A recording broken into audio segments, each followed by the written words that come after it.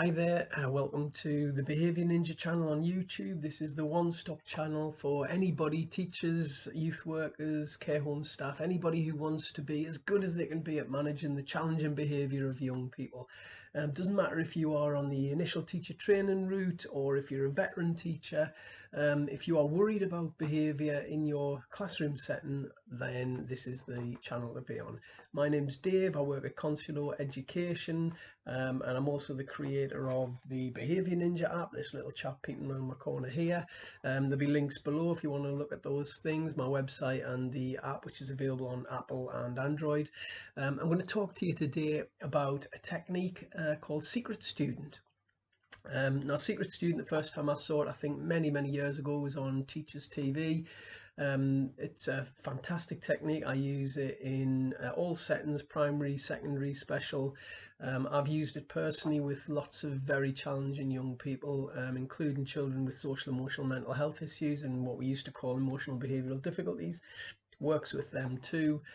So I just thought I would share this technique with you, and actually one of the main reasons I wanted to share the Secret Student technique was because it kind of really illustrates that there's a need for us as behaviour managers to be curious about behaviour and to recognise actually that quite often when we have a problem, if we are curious enough to drill down to what's driving that and come to a conclusion about it, then we can often find the solution in the problem. And that's a mindset and a perspective that I think is really important for us to think about as behaviour managers, and it's something that I want you kind of to take an opportunity to reflect on during this presentation and also afterwards when you're having a little bit of a think about it. So, Secret Student then. Excuse me.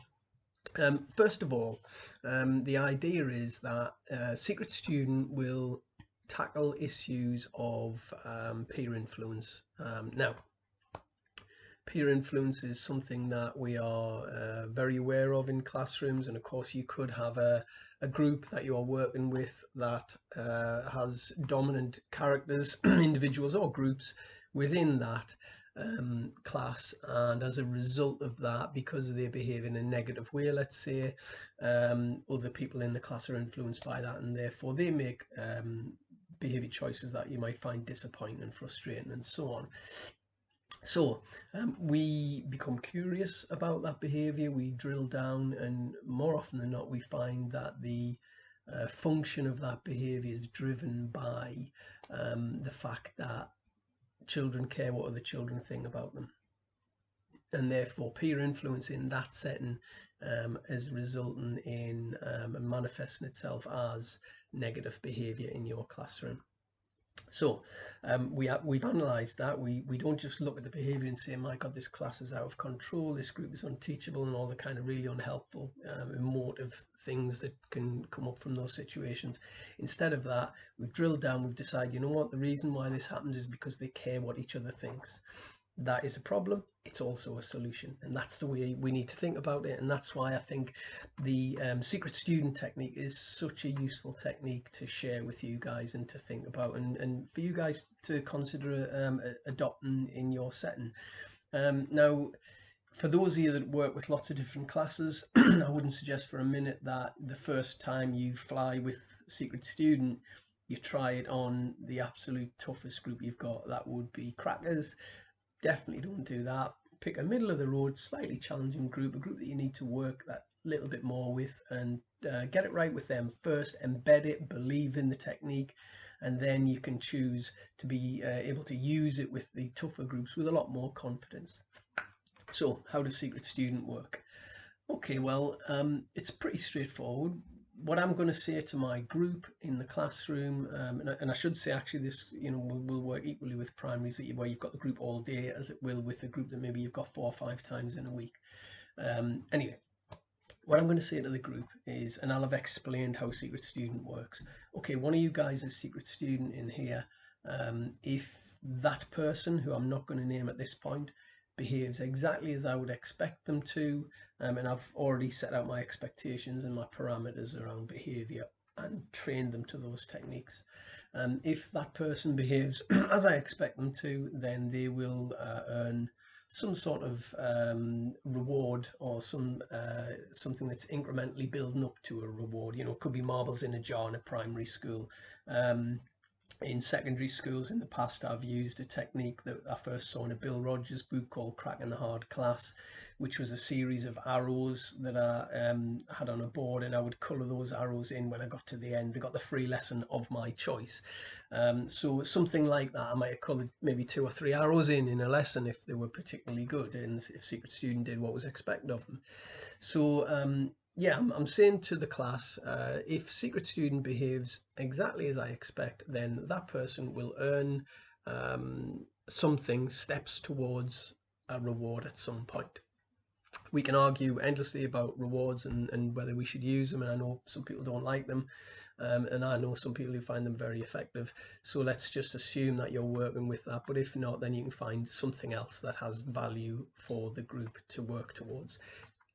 Anyway, so I've laid out those parameters. The group carry on with the day. Now, at the end of the day or lesson, I will say, you know, let's suppose that Secret Student's done exactly what I expect. So then that's an opportunity for me to say, okay, Secret Student was John. Brilliant job. You did really well. You did this, this, this, and this. These were all things that I was expecting of you, but you behaved that way. You were very positive.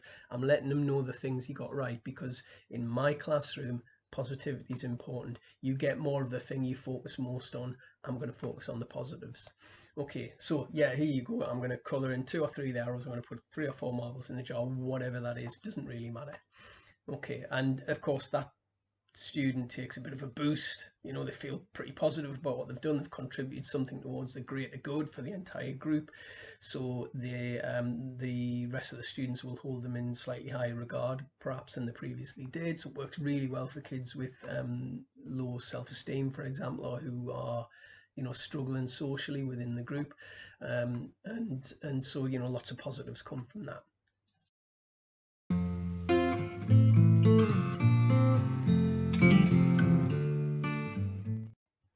Okay, so what if the student who was Secret Student didn't behave appropriately? Well, you've got a number of options here. So if there's only maybe one child who and it happens to be your Secret Student who doesn't behave particularly well, or you feel that generally speaking the whole group, bar 1 or 2, were absolutely brilliant, then it might be that you decide to cheat a little bit and change who Secret Student was for the benefit of all.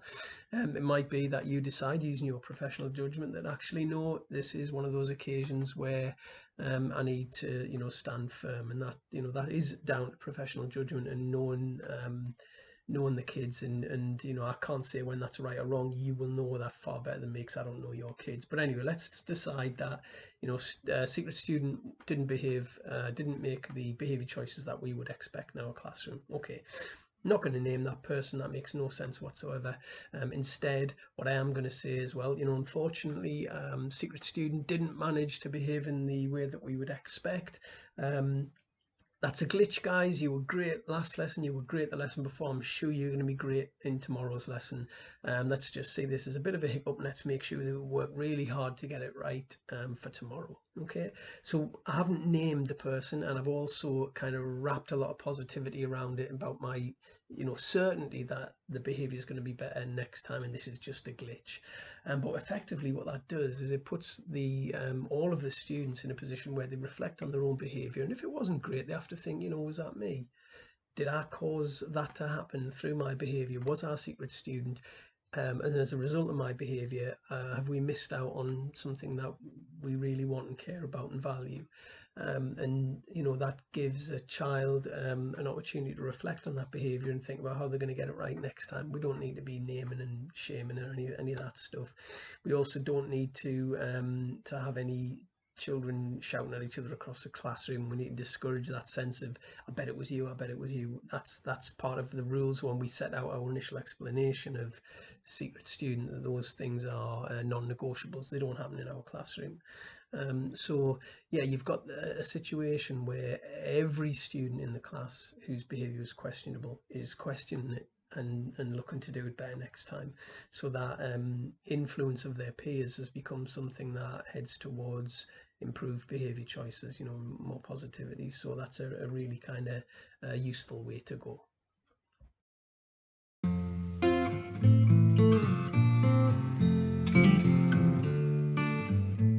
Now, how else does Secret Student help us in the day-to-day running of the classroom? Well, of course, we can incorporate it into lots of other techniques, and some of these techniques you will be aware of, and I'll have discussed in the past, and others we'll get round to at some point. So, but for example, there's a technique called proximity praise, and it works on the basis that if child B is behaving inappropriately and child A and C are doing particularly well, you praise those two in the hope that you'll bring the student round. And usually those will be children fairly close to them, so it puts that little bit of pressure on child B to make better behaviour choices, which you can then respond to. Now, I might incorporate Secret Student into that. So if I've got child A, B, and C, and child B is getting it wrong, and I want to support them to get it right, then it might be that I say to child A, you know what, you're doing a fantastic job. You too, child C. Tell you what, if either of you guys are Secret Student, your group is laughing today. And then I'll leave it at that, and I'll move on with my lesson.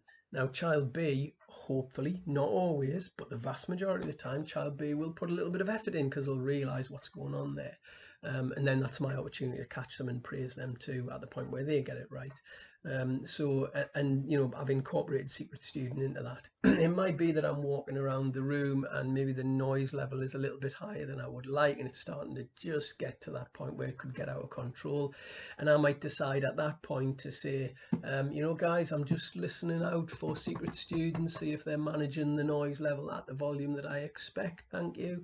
And then I just carry on with my lesson. Of course, everyone whose volume level is up is thinking, am I Secret Student? Am I going to cause the group, the people that I care about and their opinions are important to me, am I going to cause the group to miss out on something? So it's really quite powerful in that way. Now, there can be some potential ways that the system can be sabotaged. Of course, you'll have some students who would quite enjoy the idea of sabotaging the way the system works, and that's okay. There are lots of ways we can work around that. You can have a routine that becomes a rule for those particular students. You can at times kind of make a decision that regardless of their behavior, other people did very well, and so you can manipulate it in lots of ways. You will get some students who will assume that because they were Secret Student last lesson or the day before that they're not going to be the next time.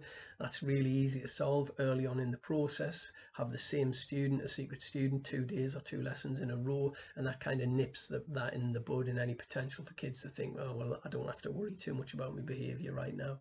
So that's quite a nice technique to be able to use, and we're just preempting the problem. And obviously with behaviour management, proactive preemptive techniques are far better than reactive ones, as they're kind of our go-to choice really.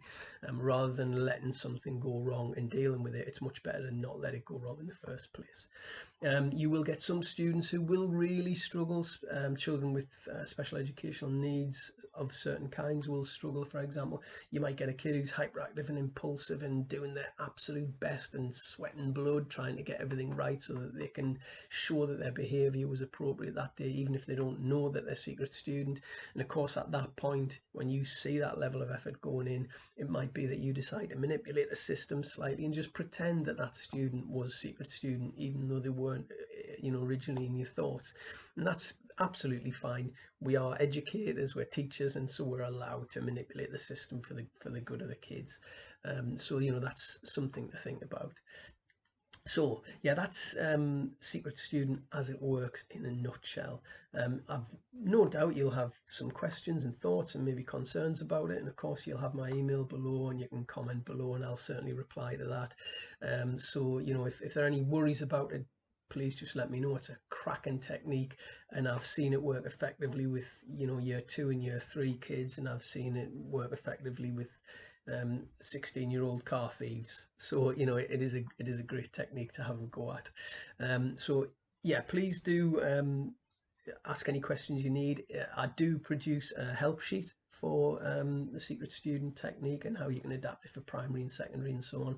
So if you're thinking about having a go with Secret Student and you want that help sheet, just email me and I'll fire that through to you. That's no problem at all. Please don't forget to like and subscribe and comment and click the little notifications bell thing. And also, I'm this is just starting out as a channel. So, you know, if you know teachers that you think might benefit from seeing some of the videos and having those sort of conversations, then please, you know, get in touch and share with them, and you know, invite them to subscribe and to watch some of the videos. That would be really really appreciated.